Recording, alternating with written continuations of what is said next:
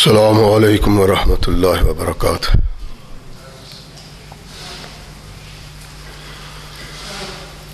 الحمد للہ نحمده ونستعینه ونستغفره ونؤمن به ونتوکل علیہ ونعوذ باللہ من شرور انفسنا ومن سیئات اعمالنا من يهده الله فلا مضل له ومن يضلل فلا هادي له ونشهد أن لا إله إلا الله وحده لا شريك له ونشهد أن محمدا عبده ورسوله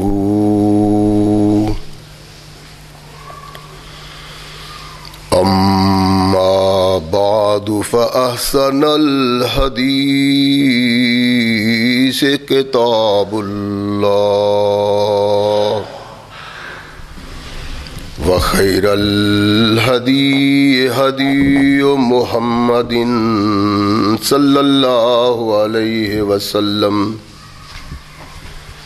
وشر الأمور محدثاتها وكل محدثة بدعة وكل بدعة ضلالة وكل ضلالة في النار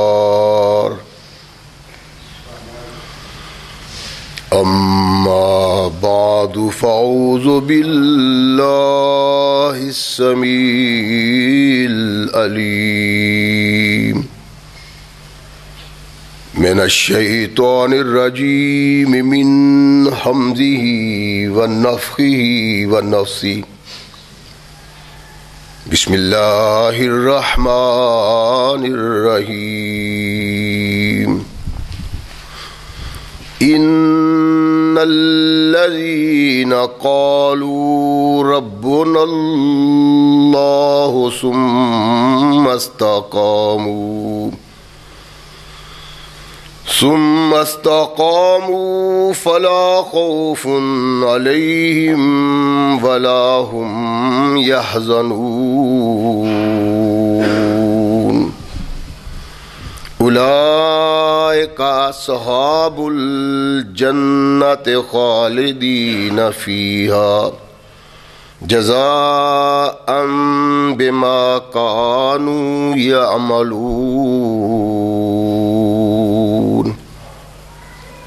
صدق اللہ مولانا العظیم وصدق رسولہ النبی الکریم۔ ہر قسم کی حمد و ثنا، تعریفات و توصیفات اس خالق و مالک کے لیے ہیں جس نے اس ساری کائنات کو تخلیق دیا اور اس کی حسن و آبادی کے لیے حضرت انسان کو تخلیق فرمایا۔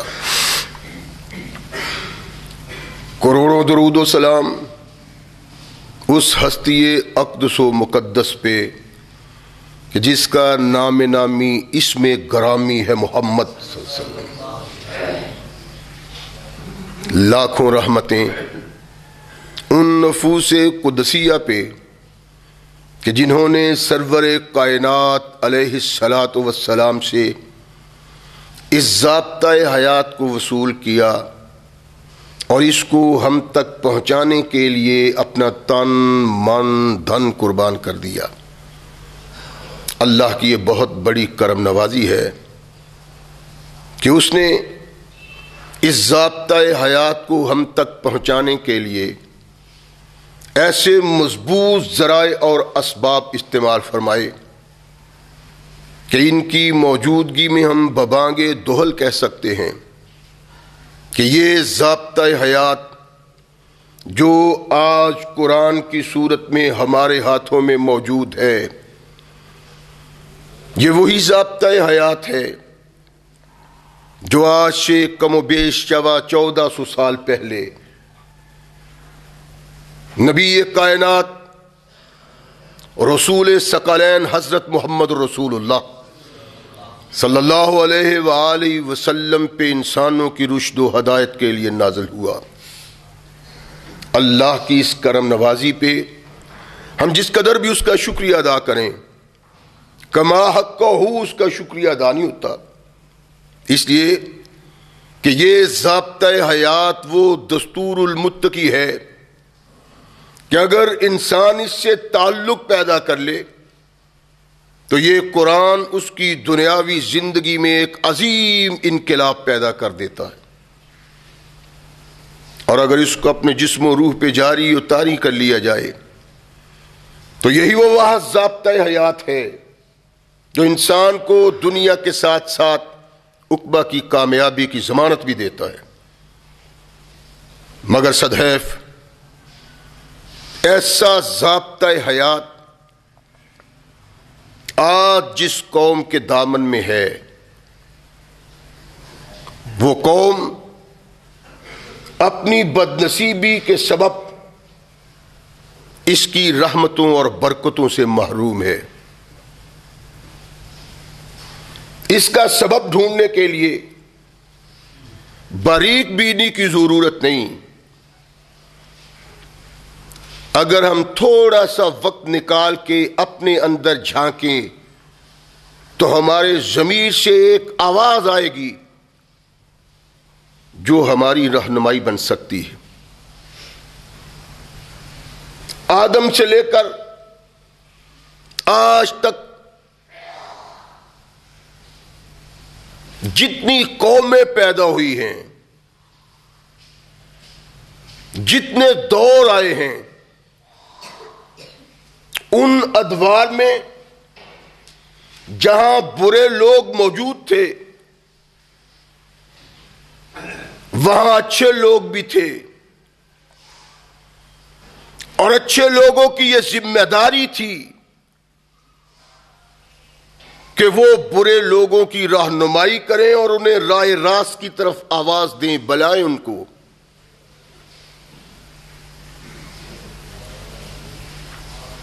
قوموں کے ان عظیم لوگوں میں اللہ کی خاص رحمت کے ساتھ ایسے لوگ بھی تھے جنہوں سے اللہ نے براہ راست تعلق پیدا کیا اور قیادت کا تاج ان کے سر پہ رکھا۔ وہ اللہ کے نبی اور اللہ کے رسول تھے۔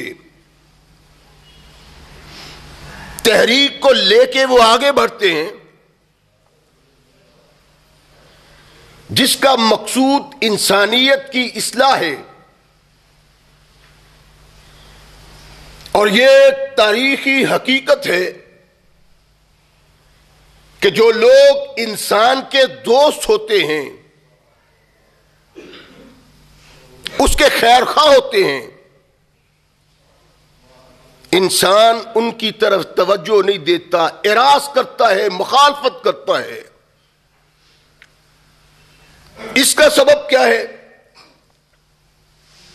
کیوں اپنے محسنوں کے ساتھ قطع تعلقی کرتا ہے، اعراض کرتا ہے؟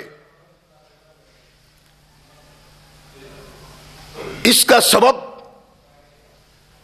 اس کی پہلی بنیاد، اس کی پہلی سیڑھی یہ ہے کہ انسان آنے والے ان رہنماؤں کو، ان قائدوں کو اپنی چودراہٹ کا، اپنی لیڈری کا، اپنی قیادت کا مخالف سمجھتا ہے، اور یہ سمجھتا ہے کہ اگر اس کے دامن سے وابستہ ہو گئے تو پھر اپنی چودر ختم ہو جائے گی۔ جو بھی تحریک، جب بھی کوئی تحریک اصلاحی ان انسانوں کے سامنے آئی ہے، مخالف انسانوں کی بنیادی سوچ بھی یہی رہی۔ یہ تحریک اسلام جو محمد الرسول اللہ کی قیادت سے مکہ سے نکلی،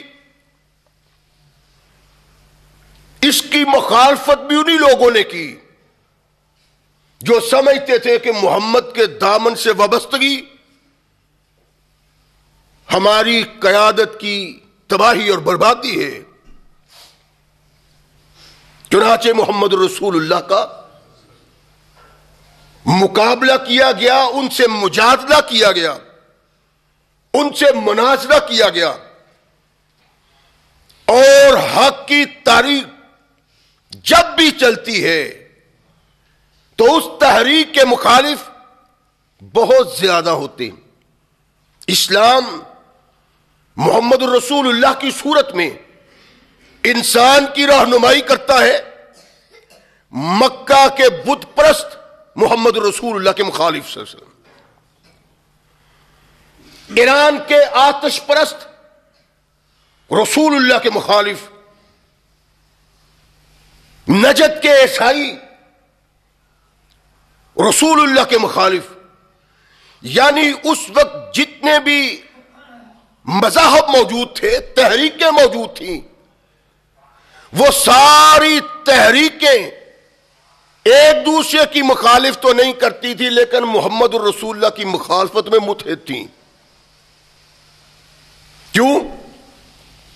اس لیے کہ اس تحریک میں انہیں نظر آتا تھا کہ کشش کے اسباب موجود ہیں، یہ اپنی طرف انسانوں کو راغب کر سکتی ہے، یہ اپنی طرف لوگوں کو بلا سکتی ہے۔ چنانچہ ساری کائنات کی باطل طاقتیں محمد رسول اللہ کے مخالف ہو گئیں۔ آپ تاریخ کے اوراق میں جھانک کے دیکھیں، جب سے یہ تحریکوں کا سلسلہ شروع ہوا ہے، اس وقت سے لے کر آج کے دن تک جو تحریک اللہ اور رسول کے نام پہ آگے بڑھنے کی کوشش کرتی ہے، ہر قسم کا تصور اس کی مخالفت کرتا ہے، اور مقصود اپنی چودراہٹ کا ختم ہونا، اپنی بڑائی کو بچانا، کیونکہ یہ تصور تمام لوگوں کے سامنے ہوتا ہے۔ اس لیے اللہ نے جب قرآن محمد الرسول اللہ پہ نازل کیا تو ارشاد فرمایا، ان الذین قالوا ربنا اللہ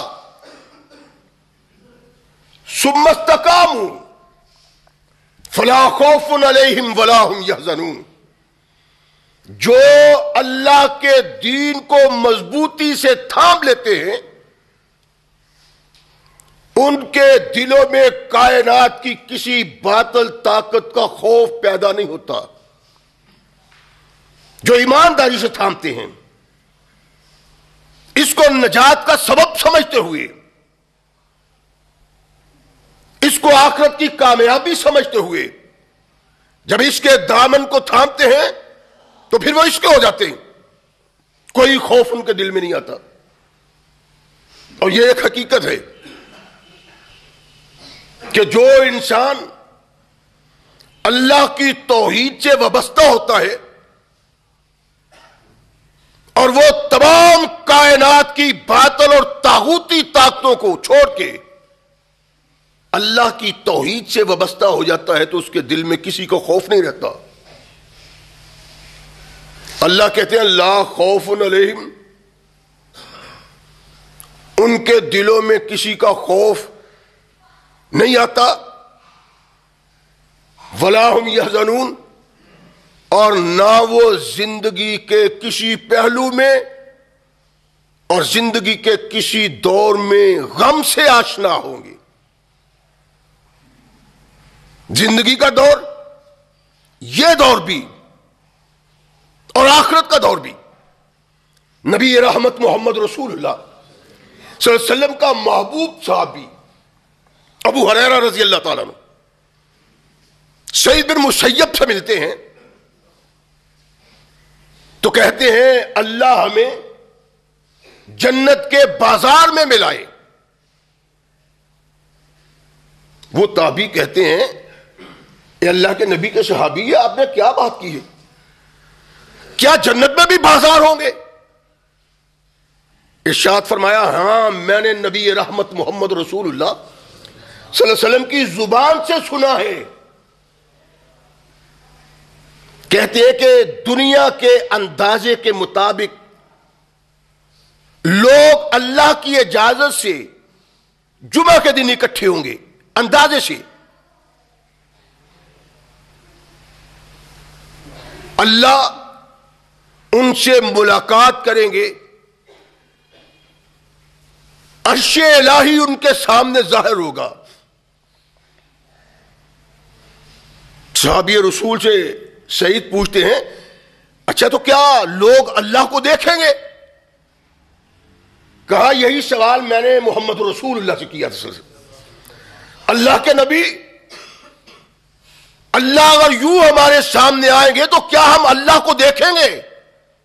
ارشاد فرمایا ہاں اسی طرح جیسے تم رات کو 14ویں کے چاند کو دیکھتے ہو اس طرح اپنے اللہ کو بھی دیکھو گے. مجلس لگی ہوئی ہے. صحابی رسول کہتے ہیں کہ اللہ ایک ایک آدمی سے بات کریں گے. ایک شخص کو کہیں گے تو جانتا ہے کہ تو نے یہ گناہ کیے تھے؟ عرض کرے گا اللہ یہ تو ٹھیک ہے لیکن یہ تو آپ نے معاف کر دیے ہیں، اب اس کی ضرورت کیا ہے؟ فرمایا ہاں میں نے اپنی رحمت سے تمہیں معاف کر دیا، تمہارے تمام گناہوں کو معاف کر دیا ہوا. اللہ کے نبی ارشاد فرماتے ہیں کہ جو بڑے بڑے مقامات کے لوگ ہوں گے، اجر کے لحاظ سے اونچے مقام کے، وہ بھی ہوں گے اس مجلس میں، اور جو کم درجہ کے ہوں گے وہ بھی ہوں گے. بڑے بڑے نیک متقی پرہیزگار بڑے اعمال والے لوگ کرسیوں پہ ہوں گے جو سونے کی ہوں گی، لولو کی ہوں گی، یاقوت کی ہوں گی، سونے کی ہوں گی، چاندی کی کرسیاں، مرصع کرسیاں وہاں بیٹھے ہوں گے. اور جو کم درجہ کے ہوں گے وہ مشک کے پہاڑوں پہ ہوں گے، کفور کے پہاڑوں پہ. لیکن اللہ کے نبی نے ارشاد فرمایا کہ وہ اپنے آپ کو ان سے کم تر نہیں سمجھیں گے. جس طرح آج ہم دنیا میں ایک مجلس اور محفل میں بیٹھے لوگوں کو بڑے آدمی کو پہچان لیتے ہیں اور چھوٹوں کی پہچان ہوتی ہے، فرمایا جنت میں اس کا کوئی تصور نہیں. وہ لوگ اپنے آپ کو ان سے ہلکا نہیں سمجھیں گے جو سونے اور چاندی کی سیڑھیوں پہ بیٹھے ہوں گے، ممبروں پہ بیٹھے ہوں گے، کرسیوں پہ بیٹھے ہوں گے. فرمایا ان سارے لوگوں پہ ایک بادل چھا جائے گا. کائنات کے آقا محمد رسول اللہ صلی اللہ علیہ وسلم نے ارشاد فرمایا کہ ایسی خوشبو آئے گی انسان نے ایسی خوشبو کبھی سونگھی نہیں ہوگی. پھر اللہ ارشاد فرمائیں گے کہ چلو میری رحمتوں اور کرم نوازیوں سے اپنے دامن کو بھر لو. اللہ کا حکم ہوگا، سارے وہ مجلس میں بیٹھے ہوئے جنتی اٹھیں گے تو بازار کی طرف چلے جائیں گے. ابو ہریرہ کہتے ہیں نبی رحمت محمد رسول اللہ صلی اللہ علیہ وسلم نے ارشاد فرمایا کہ اپنی اپنی مرضی کی لوگ چیزیں لیں گے، وہاں تجارت نہیں ہوگی، تحفہ ہوگا. اور ایک شخص، ایک اعلیٰ درجے کے انسان، مسلمان مومن کے کپڑوں کو دیکھے گا تو اس کے دل میں آئے گا کہ کاش میرے بھی ایسے کپڑے ہوتے. نبی رحمت محمد رسول اللہ صلی اللہ علیہ وسلم نے ارشاد فرمایا جب وہ اپنی طرف دیکھے گا اس کے کپڑے اس سے بھی بہتر ہوں گے. اللہ کے نبی اس کا سبب کیا ہے؟ ارشاد فرمایا یہ کہ اللہ نے کہا تھا دنیا میں لا خوف علیہم ولا ہم یحزنون، جنت میں غم ان کے قریب بھی نہیں پھٹکے گا. آتا ہے آدمی کے دل میں کہ وہ دیکھو جی اس کی پوشاک دیکھو، اس کا رہنا سہنا، اٹھنا بیٹھنا دیکھو، اس کا کھانا پینا دیکھو کتنا بڑا ہے. اللہ کے نبی نے ارشاد فرمایا کہ یہ جنتی انسان کے دل میں تصور پیدا نہیں ہوگا، وہ جس کو دیکھے گا درجات کے لحاظ سے کیسا ہو، اپنے آپ کی طرف نظر کرے گا تو کہے گا میں اس سے اچھا ہوں۔ ان الذین قالوا ربنا اللہ ثم استقاموا ولا خوف علیہم ولا هم يحزنون، دنیا کے کسی طاغوت کا ان کو خوف نہیں ہوگا اور آخرت میں وہ درجات کے لحاظ سے کبھی غمگین نہیں ہوں گے۔ یہ وہ تصور ہے جو محمد رسول اللہ صلی اللہ علیہ وسلم نے ہمیں دیا ہے، اور مقصود کیا تھا؟ ہمارے دل و دماغ سے یہ چیز نکالنا کہ غیر اللہ کے علاوہ بھی کوئی شخصیت اس مقام پہ ہے کہ جس کی طرف نظر اٹھا کے دیکھا جائے۔ لا، تمام کائنات کی طاقتیں، تمام کائنات کے بھرے، تمام کائنات کا کسی پردار اس قابل نہیں کہ اپنے اللہ کو چھوڑ کے ان کی طرف دیکھا جائے۔ اور جو انسان اپنے دل میں ایمان کا یہ جذبہ نہیں رکھتا، اللہ کے نبی محمد رسول اللہ صلی اللہ علیہ وسلم نے ارشاد فرمایا کہ اس کو اپنے ایمان کا جائزہ لینا چاہیے۔ اللہ کے نبی علیہ الصلوۃ والسلام کے صحابہ پہ ایسا دور آیا کہ صحابہ شدائد اور مصائب آلام برداشت نہیں کرتے۔ بعض تو نبی رحمت محمد رسول اللہ صلی اللہ علیہ وسلم پہ ایمان لانے کے بعد کراہت سے کافروں کے ساتھ مل گئے اور بعض سینہ سپر رہے، لیکن وہ محمد رسول اللہ صلی اللہ علیہ وسلم سے عرض کرتے ہیں اللہ کے نبی اللہ سے دعا کیجئے کہ اللہ ہمیں طاقت دے، اللہ ہمیں دشمن کے رحم و کرم پہ نہ چھوڑے، اس کی اذیتوں سے نجات دے، اس کے عذابوں سے نجات دے۔ اللہ کے نبی جسم اب ان تکلیفوں کو برداشت نہیں کرتا۔ ثقلین کے تاجدار محمد رسول اللہ صلی اللہ علیہ وسلم نے چہرہ اقدس و مقدس اٹھایا خباب بن ارت کی طرف اور ارشاد فرمایا، خباب، مکہ والوں کے ظلم و ستم پہ تم یوں پریشان ہو گئے ہو؟ تمہیں نہیں پتا کہ تم سے پہلے جو رب کی توحید پہ ایمان لائے ان کے ساتھ کیسے کیسے ظلم کیے گئے اور کیسا کیسا جبر کیا گیا، لیکن یہ ظلم و جبر، یہ ستم ان لوگوں کے پائے ایمان میں ڈگمگاہٹ پیدا نہیں کر سکا۔ خباب، ایماندار کو پکڑ کے لایا جاتا، مار مار کے ہلکان کیا جاتا، چھوڑو کلمہ، وقت کے معبودوں سے بغاوت کرتے ہو، سارے معبودوں کو چھوڑ کے تنہا ایک کو مانتے ہو، یہ عقیدہ کیا ہوا جو تمہیں چھوڑنا پڑے گا؟ کہا وہ مومن نہیں مانتا۔ پھر کھدائی کی جاتی ہے زمین پہ، اس کو وہاں گاڑ دیا جاتا ہے اور کہا جاتا ہے توحید و رسالت کا انکار کرتے ہو کہ نہیں؟ ایمان کیا ہے تمہارا؟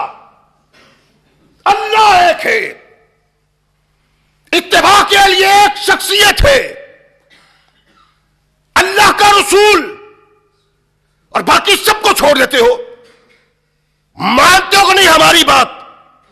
کان کو گاڑ دیا جاتا ہے، آرے لوہے کے ان کے سر پہ رکھے جاتے ہیں، ساتھ سوال کرتے ہیں اور ساتھ ان کو کاٹتے ہیں، یہاں تک کہ مومن دو ٹکڑوں میں تبدیل ہو جاتا ہے لیکن توحید کے دامن کو نہیں چھوڑتا۔ فرمایا یہی نہیں، ایسا ظلم و ستم کیا جاتا ہے کہ لوہے کی کنگیاں ان لوگوں کے جسم پہ آزمائی جاتی ہیں، اور لوہے کی کنگھیوں سے ان کا گوشت اتار دیا جاتا ہے، یہاں تک کہ لوہے کی کنگھیاں ان کی ہڈیوں پہ بھی اثر کرتی ہیں میرے صحابہ، لیکن وہ دامن توحید نہیں چھوڑتے۔ تم پریشان ہو اور تمہاری توحید کائنات میں سب سے مضبوط توحید ہے، تمہارا ایمان کائنات میں سب سے قوی ایمان ہے، یہ کیا تم کہہ رہے ہو؟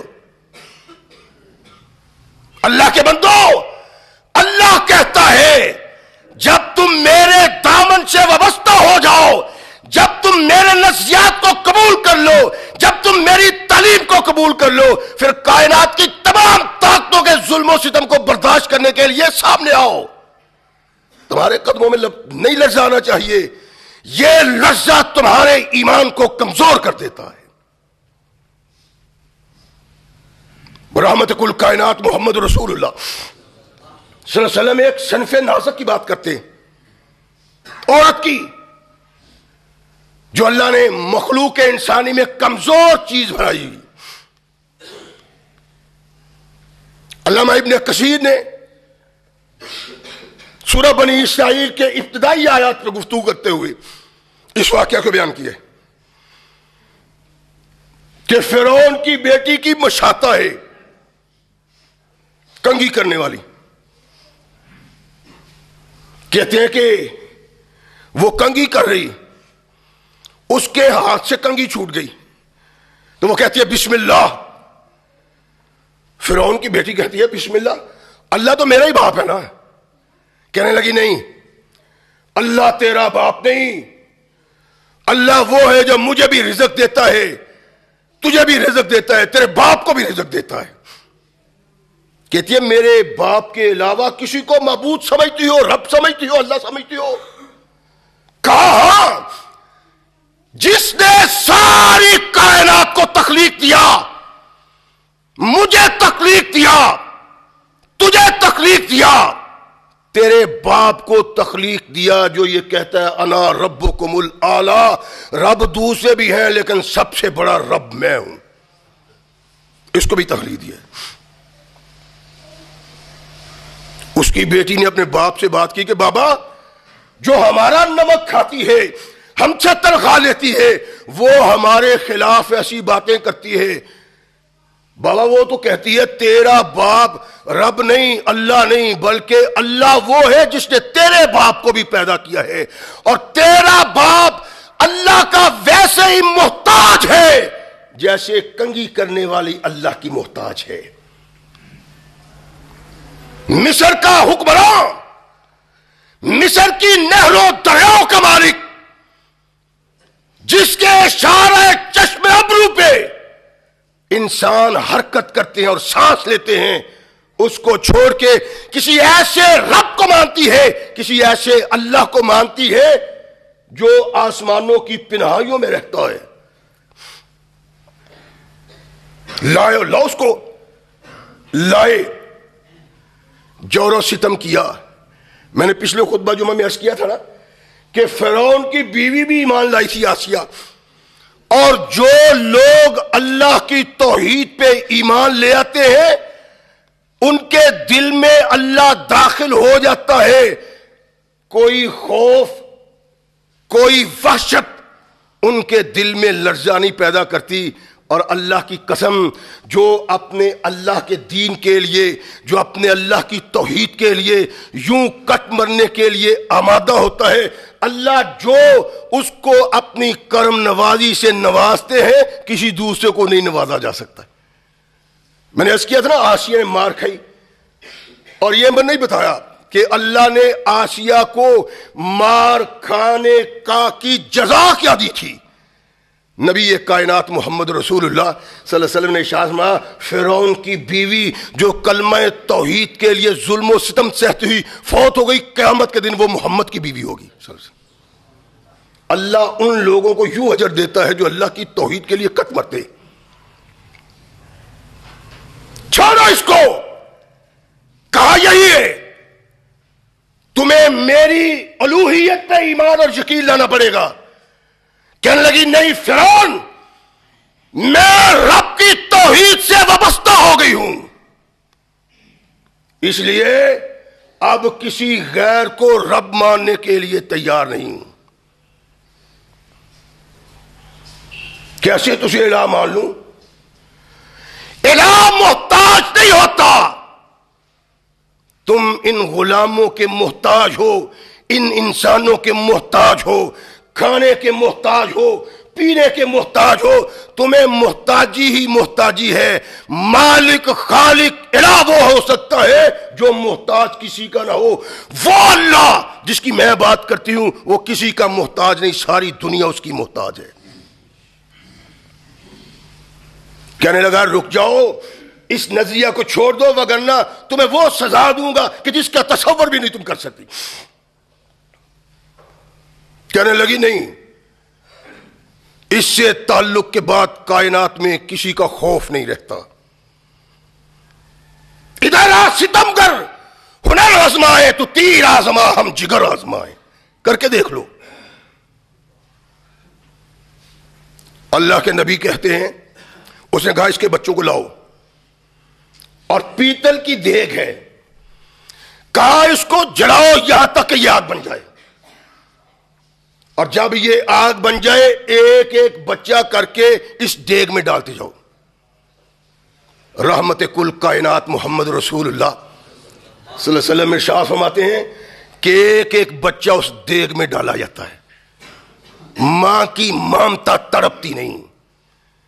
جب چھاتی کا دودھ پیتا ہوا بچہ اسے چھینا گیا تو چکر آ گئے۔ نبی رحمت ارشاد فرماتے ہیں، بچے نے کہا ماں پریشان ہونے کی ضرورت نہیں، جو حق اور سچ کے لیے کٹ جاتا ہے وہ مرتا نہیں، سدا زندہ ہو جاتا ہے۔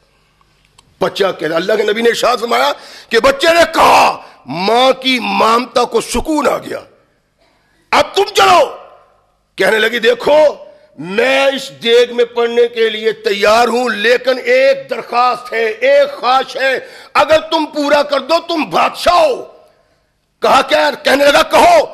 کہا میری اور میرے بچیوں کی ہڈیاں ایک ہی جگہ پہ دفن کر دینا، اس کے علاوہ کچھ نہیں۔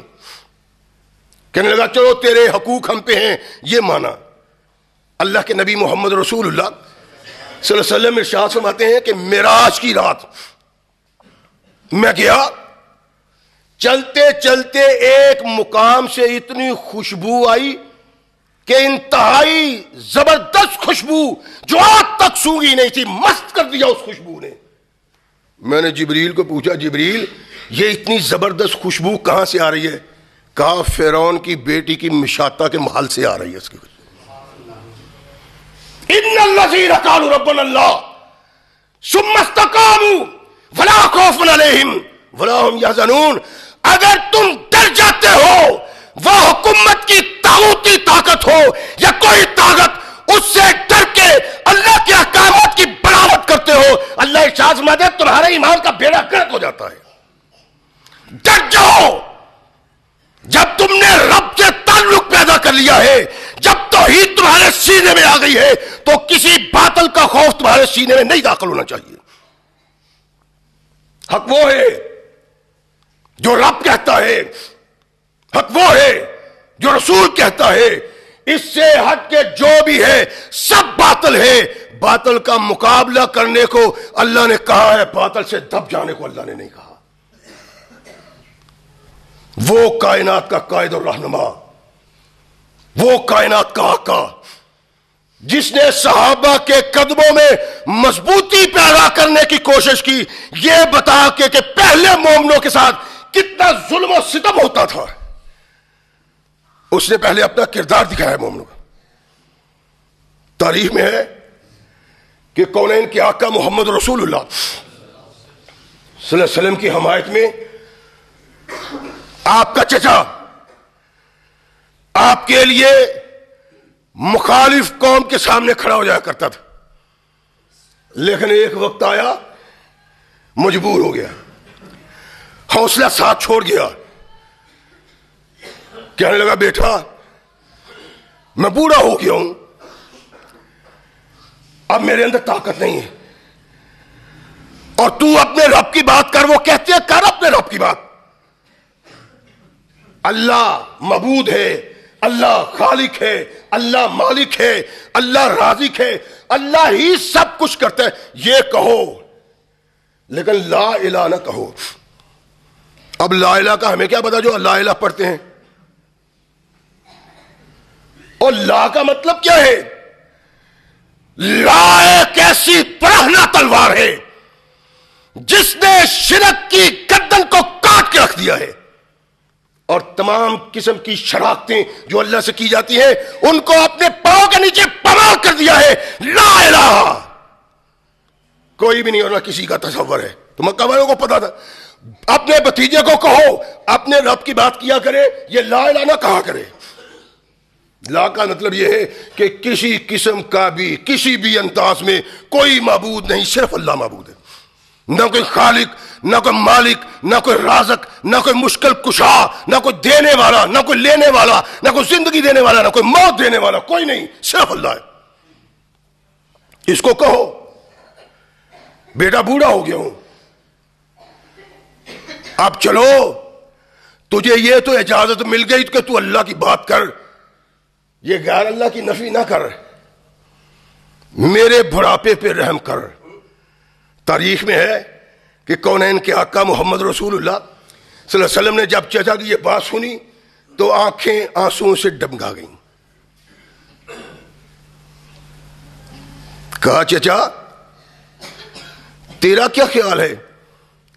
میں آج تک جو لوگوں کو کہتا رہا ہوں قولوا لا الہ الا اللہ، وہ تیری بنا پہ کہتا رہا ہوں، تیری طاقت کی بنا پہ، تیرے دفاع کی بنا پہ، تو نے مجھے اپنی حفاظت میں رکھا ہو اس لیے نہیں۔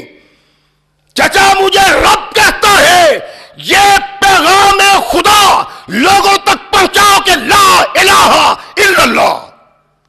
میرے ہاتھوں پہ لا کر چاند سورج بھی اگر رکھ دے، میرے پاؤں تلے روئے زمین کا مال و زر رکھ دے، کسی ڈر سے کسی دھمکی سے میرا دل رہ نہیں سکتا، کسی دھمکی کسی ڈر سے میرا دل کٹ نہیں سکتا، مجھے یہ کام کرنا ہے، میں اس سے ہٹ نہیں سکتا۔ لا الہ کا مقصد یہ ہے تمام طاغوتی طاقتوں کے سامنے سینہ صبر ہو جاؤ۔ اس لیے مکہ کے کافروں کی کیا حیثیت ہے؟ چچا میں توحید کا علم بلند کروں گا، یہ میرا بال بھی کبھی نہیں کر سکتے۔ اور ساری کائنات کو اس بات کا علم ہے کہ وہ تنہا چلا، قافلہ بڑھتا گیا، یہاں تک کہ ساری دنیا لا الہ الا اللہ محمد رسول اللہ سے آشنا ہو گئی۔ اگر دل میں خوف آ جائے تو حق بیان نہیں کیا جا سکتا، اگر دل میں خوف آ جائے تو آدمی حق سے پیچھے ہٹ جاتا ہے، یہ پیچھے ہٹنا اس کے مستقبل کی موت ہوتا ہے۔ رحمت کل کائنات محمد رسول اللہ صلی اللہ علیہ وسلم کے کردار نے اثر پیدا کیا ان انسانوں کے دل و دماغ میں کہ وہ پہاڑ بن گئے، ستم برداشت کیا، ظلم برداشت کیا، لیکن منہ سے کلمہ توحید کے علاوہ کوئی کلمہ نہیں نکالا۔ نازک سی عورت ہے، بڑھاپے کے قریب، محمد رسول اللہ نے دعوی نبوت کیا، ایمان لے آئے، وہ بھی لائی، اس کا خاوند بھی لایا یاسر، اس کا بیٹا بھی لایا عمار، ایک اور بیٹا تھا وہ بھی ایمان لاتا ہے، اور ان کا مکہ کی وادی میں کوئی نہیں، نہ کوئی حسب ہے، نہ کوئی نسب ہے، نہ دودھ کا تعلق، نہ نسب کو اور حسب کا تعلق، نہ کوئی دوسری رشتہ داری، نہ مکہ کے ایسے رہائشی جو ازل سے رہے ہوں، نہیں، باہر سے آئے تھے، یہاں پناہ مل گئی، رہائش اختیار کر لی۔ اللہ کے نبی محمد رسول اللہ صلی اللہ علیہ وسلم نے کہا ایھا الناس قولوا لا الہ الا اللہ، لوگو لا الہ الا اللہ کہو، کائنات کی کوئی طاقت نہیں اس طاقت کے علاوہ، اس کے دامن کو ہاتھ میں تھام لو، جب تم اس کے دامن کو ہاتھ میں تھام لو گے دنیا میں بھی سرخرو ہو جاؤ گے اور آخرت میں بھی سرخرو ہو جاؤ گے۔ مخالفت کی آندیاں چلیں، نہیں صرف تیرا ہی رب نہیں، لات بھی ہے، منات بھی ہے، عزا بھی ہے، نائلہ بھی ہے، یعوق بھی ہے، یغوث بھی ہے، نصر بھی ہے. ایک رب نہیں، سینکڑوں رب ہیں. تو ایک رب کی بات کرتا ہے، عقل نہیں مانتی، اس لیے مخالفت شروع ہو گئی. اور میں نے کئی بار عرض کیا ہے کہ مکہ کے یہ بت ذہنی تراشیدہ نہیں تھے کہ اپنے ذہن سے کسی بت کا نقشہ بنا لیا اور اس کی عبادت شروع کر دی. نہیں، یہ تمام بت پہلے دور کے اولیاء اللہ کے بت تھے. یہاں تک کہ نبیوں کے بھی، ابراہیم علیہ السلام، نوح علیہ السلام اور دوسرے انبیاء. اللہ کے نبی نے جب کعبۃ اللہ میں قدم رکھا بطور فاتح، تو نبی رحمت محمد رسول اللہ کا نواسا علی اللہ کے رسول کے پیچھے بیٹھے ہوئے کعبۃ اللہ میں داخل ہوئے اور بتوں کو سوٹیاں مارتے ہیں. جال حق کو وضاحق الباطل ان الباطل کان زہوقا.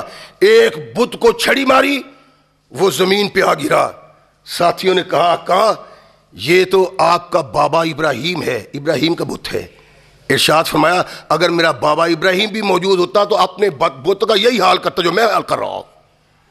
لا، اور مکہ کے بت ذہنی تراشیدہ نہیں تھے، وہ گزشتہ دور کے نبیوں کے بت تھے، رسولوں کے بت تھے اور اولیاء اللہ کے بت تھے. محمد رسول اللہ صلی اللہ علیہ وسلم نے سب کو توڑ دیا کہ لا، تصور ہی کوئی نہیں. اللہ کے نبی، کس طرح کے لوگ اپنے بادشاہ کو سجدہ کرتے ہیں. آپ دنیا اور آخرت کے بادشاہ آپ کو سجدہ نہ کریں. ارشاد فرمایا اللہ کے بندے، سجدہ صرف اللہ کے لیے ہے. اگر کسی اور کے لیے جائز ہوتا تو کیا اللہ کے نبی نے یہ کہا تھا کہ ابو بکر کے لیے کرتے، عمر کے لیے کرتے، پہلے انبیاء کے لیے نہیں. اللہ کے نبی کے اس فرمان میں چھپا ہوا راز دیکھیں. فرمایا اگر میں کسی کو سجدے کی اجازت دیتا تو عورت کو سجدے کی اجازت دیتا کہ وہ اپنے خامد کو سجدہ کیا کرے. اس کا مطلب یہ تھا کہ سارے بڑے بڑے سجدے کے مقام کی شخصیت نہیں، ایک شخصیت ہو سکتی ہے وہ عورت کے نزدیک اس کے خامد کی. لیکن کائنات کے آقا محمد رسول اللہ صلی اللہ علیہ وسلم نے ارشاد فرمایا نہ محمد کو سجدہ کرنا جائز ہے، نہ کائنات کی کسی دوسری کو تک، صرف اللہ کے لیے سجدہ ہے. رحمت کل کائنات محمد رسول اللہ صلی اللہ علیہ وسلم نے بباغ دہل کہا اور یہی صحابہ کو بتلایا کہ زندگی اس میں ہے، اللہ کی توحید سے وابستہ ہو جاؤ اور دنیا کی طاقتیں اگر تمہارے قدموں میں لرزہ پیدا کرنا چاہیں توحید میں تو کٹ جاؤ، مر جاؤ، توحید کا دامن نہ چھوڑو. غور کریں، یعنی یہی نہیں ہے کہ ہم پہ موت نازل ہو جائے، دشمن ہمارے ٹکڑے اڑا دے، نہیں نہیں نہیں، بلکہ دنیا کا ہر غم، ہر پریشانی اگر اس سے آدمی پریشان ہو کے اللہ کو بھول جاتا ہے تو وہ مومن نہیں ہے جو مومن اللہ چاہتا ہے اور جو محمد رسول اللہ پیدا کرنا چاہتے تھے. یہ وہ مومن نہیں.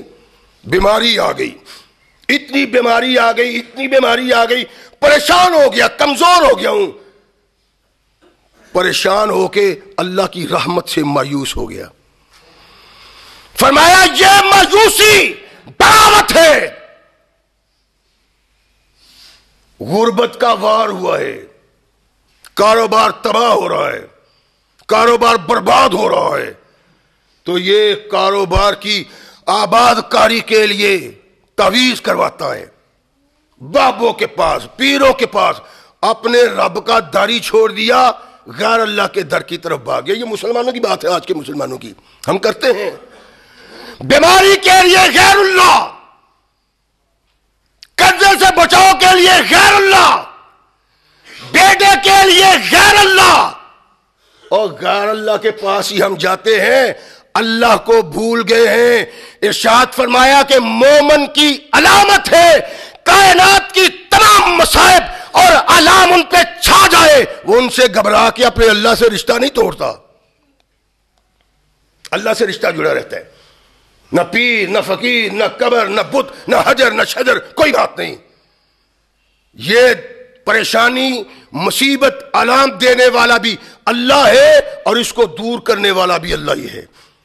وہ اللہ کے قریب آتا ہے. اللہ کہتے ہیں جب میرے قریب آ جاتا ہے میرا دامن پکڑتا ہے میرا دروازہ کھٹکھٹاتا ہے اس کی آنکھوں سے آنسو جاری ہو جاتے ہیں پریشانی سے غم سے. فرمایا اس کے آنسو اللہ سے دیکھے نہیں جاتے. سارے رنج غم علام اس کے دور کر دیتا ہوں. لیکن کوئی آئے تو صحیح نا, ادھر تو کوئی توجہ نہیں کرتا. لاکھوں درگاہیں ہم نے بنائی ہوئی, ہر مصیبت پریشانی کے موقع پہ وہاں جاتے ہیں. نبی رحمت محمد رسول اللہ صلی اللہ علیہ وسلم نے ارشاد فرمایا یہ توحید سے بغاوت ہے. اور صحابہ کو کیا درس دیا؟ جس درس نے اوراق کے تاریخ میں وہ واقعات سب کیے کہ آنے والی انسانیت ان پہ نگاہ ڈال کے لرز جاتی ہے, پریشان ہو جاتی ہے. بوڑھی ہے سمیہ, چھوٹی ہو کے نہیں, کوئی بچانے والا بھی نہیں, کوئی کہنے والا بھی نہیں. ولید کے بھائی حشام کو علم ہوا کہ مکہ والے میرے بھائی پہ سختی کرنا چاہتے ہیں کہ یہ محمد کے دامن سے وابستہ ہو گیا. اس نے کہا سنو, کلمہ چھڑانے کے لیے تم مجھ سے بات کر سکتے ہو, لڑائی جھگڑا کر سکتے ہو, جھڑکیاں دے سکتے ہو, دھکے وغیرہ دے سکتے ہو. اگر میرے بھائی کو مارنے کی قتل کرنے کی کوشش کی تو جس قبیلہ نے کیا اس کے سردار کو میں قتل کروں گا. مارنے دھاڑنے والے پیچھے ہٹ گئے, دفعہ مارو, سردار مروانا ہے. ان کو تو پوچھنے والے کوئی نہیں تھا. ایک بڑی عورت کو تپتے ہوئے صحرا میں لوہے کی زرہ پہنا کے نصف النہار پہ سورج کھڑا کیا جاتا ہے, وہ گرمی کی تمازت سے بے ہوش ہو کے گر جاتی ہے. اس کے تڑپنے کو دیکھ کے مسکراتا ہے کافر, کہہ کہے مارتا ہے. وہ تڑپتی ہے, یہ کہہ کہے مارتے ہیں.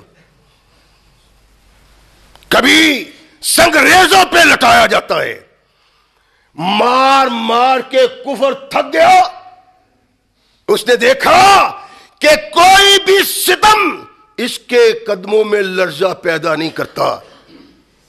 غصے سے تل ملا کے ابو جہل آگے بڑھتا ہے. وہ سیدہ طاہرہ کی پاک دامن مقدسہ سیدہ کی شرم گاہ پہ نیزہ مارتا ہے, جان جان آفرین کے ثبوت کر دی. اس کا بیٹا تم بھی رک جاؤ.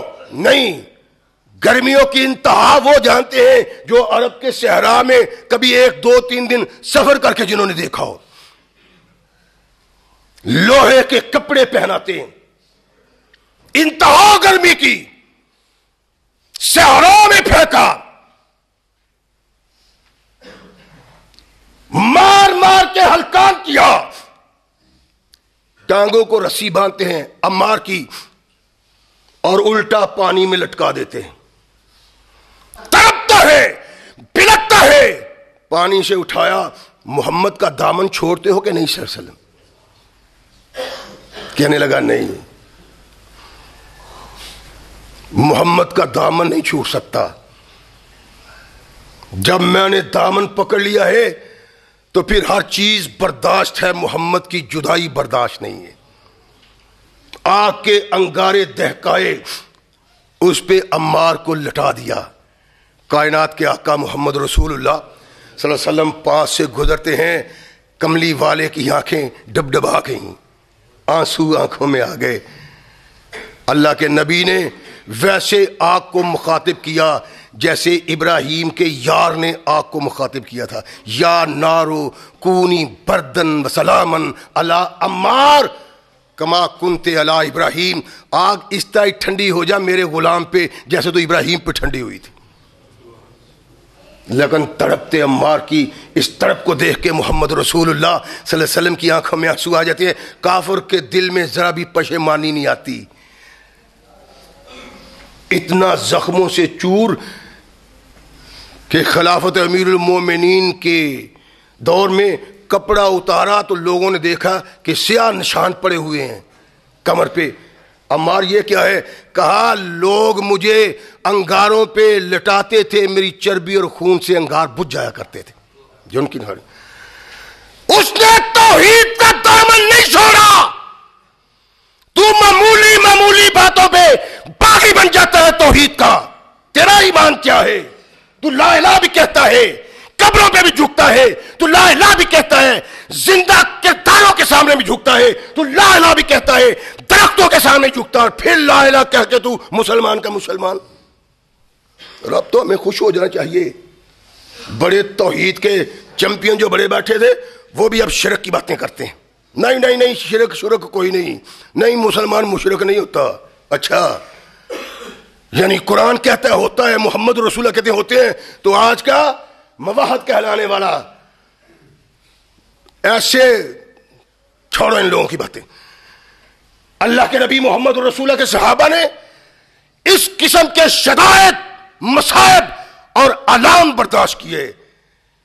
رب کائنات نے کہا تھا ام حسبتم ان تدخلوا الجنۃ ولما یاتکم مثل الذین خلوا من قبلکم مستهم الباساء والضراء وزلزلوا حتى يقول الرسول والذین معه متى نصر اللہ. رسول بھی پکار اٹھا، تکلیفیں، پریشانیاں، ستم اٹھا کے رسول بھی پکار اٹھا، اللہ تیری مدد کہاں ہے؟ فرمایا کیا تم لا الہ الا اللہ محمد رسول اللہ پڑھنے والے سمجھتے ہو کہ بس تم نے کلمہ پڑھ لیا اس لیے تمہیں بخش دیا جائے گا؟ پہلے وہ کردار پیدا کرو جس کردار سے پتہ چلے کہ تم مسلمان ہو. اور یہ کردار جو محمد رسول اللہ کے صحابہ نے کیا ہے نا، کوئی کائنات میں، آنے والی کائنات میں کوئی مسلمان وہ کردار ادا نہیں کر سکا. یہ بھی محمد رسول اللہ کی ایک غلام ہے، زنیرہ، سیدنا عمر فاروق کی لونڈی ہے. اور عمر فاروق اتنا سخت آدمی ہے کہ مکہ میں کوئی ڈھونڈ ہی ملے گا. سیدہ زنیرہ کو ایک دن مارتے ہیں، مارتے تو پہلے ہی تھے لیکن ایک دن انتہا کر دی، مار کے تھک کے بیٹھ گئے.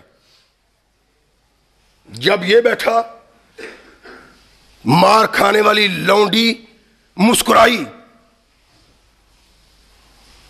اور ایک لمحے کے بعد آنکھوں سے آنسو جاری ہو گئے. عمر اٹھتے ہیں، کہتے ہیں اتنی مار کھانے کے بعد بھی تو مسکرائی ہے کیوں؟ کہنے لگی عمر اس لیے مسکرائی ہوں کہ مکہ کا طاقتور انسان، پہلوان انسان، قوت کا مالک، دبدبے والا، اپنی ساری طاغوتی طاقتیں آزما کے بھی ضعیف عورت کے ایمان میں ڈگمگاہٹ نہیں پیدا کر سکا. مسکرائی کیوں ہو؟ کہا اس لیے کہ میں نے تیرا نمک کھایا ہے. جب میری نگاہ وہاں جاتی ہے نا تو پریشان ہو جاتی ہوں. عمر تیری میں نے برداشت کی ہے، اللہ کی مار تو برداشت نہیں کر سکتا، اس لیے آنکھوں میں آنسو آ گئے، نمک کھا لوں نا.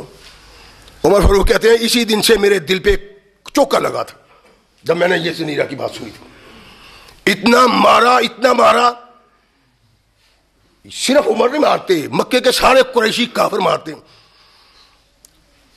آنکھوں سے اندھی ہو گئی. کافروں نے کہا لات و عزا نے اس کی بصارت کو چھین لیا ہے، اس کی نظر کو چھین لیا ہے. مسکرائی، کہنے لگی لات و عزا کو تو یہی پتہ نہیں اس کی عبادت کون کرتا ہے، یہ میرے اللہ نے میری نظر چھینی ہے. وہ چھین بھی لیتا ہے اور دے بھی دیتا ہے. کافر مسکرائے. تاریخ میں اگر صبح اٹھی تو زنیرہ کی آنکھیں روشن تھی. ان الذین قالوا ربنا اللہ ثم استقاموا ولا خوف علیہم ولا هم يحزنون.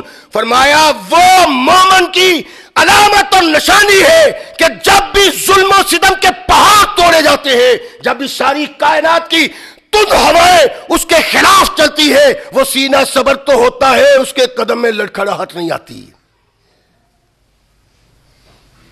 غیر اللہ کے نا کی نظریں نیازیں ہم دیتے ہیں، بڑی توحید کا دعویٰ کرنے والے سارا کچھ کرتے ہیں، توحید وہ نہیں رہ گئی جو توحید اللہ چاہتے تھے اور جو محمد رسول اللہ چاہتے تھے۔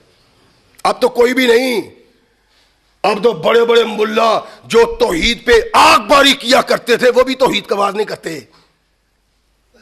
مرنا جی، اللہ کہتے ہیں مر جاؤ، توحید کا دامن نہ چھوڑو۔ کائنات کے آقا ثقلین کے تاجدار محمد رسول اللہ صلی اللہ علیہ وسلم ارشاد فرماتے ہیں کہ اللہ کی مدد کو لوگ آوازیں دیتے ہیں، ایک وقت آتا ہے کہ اللہ کہتے ہیں میری حدیث ہے، اللہ کہتے ہیں میری مدد قریب آ رہی ہے، اور یہ مایوس ہو گیا ہے۔ نبی رحمت فرماتے ہیں کہ اس کی عجلت اور اپنی رحمت کی قربت پہ اللہ مسکراتے ہیں۔ آتے ہیں علائم، مصائب، بری گھڑیاں، پٹائی، مار کٹائی، لیکن مومن وہ ہے جو اس کی پرواہ نہیں کرتا، اس کے منہ سے لا الہ الا اللہ نکلتا ہے اور ساتھ محمد رسول اللہ کہ توحید اللہ کے لیے، سجدہ اللہ کے لیے، نظر و نیاز اللہ کے لیے، اور عطایت صرف محمد رسول اللہ کے لیے۔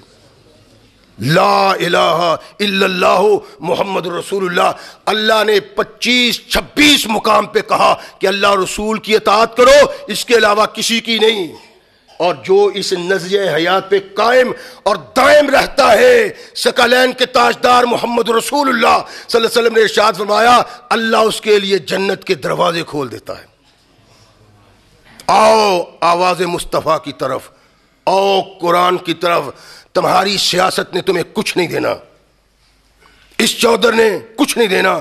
پتہ نہیں ساری زندگی بڑا چوٹ چکار کرتا رہتا ہے، جو چودھری بن بھی گیا، لیڈر بن بھی گیا، تو پتہ نہیں کہ اگلے سانس پہ، اگلے قدم پہ یہاں رہنا ہے کہ آگے ہی چلے جانا ہے۔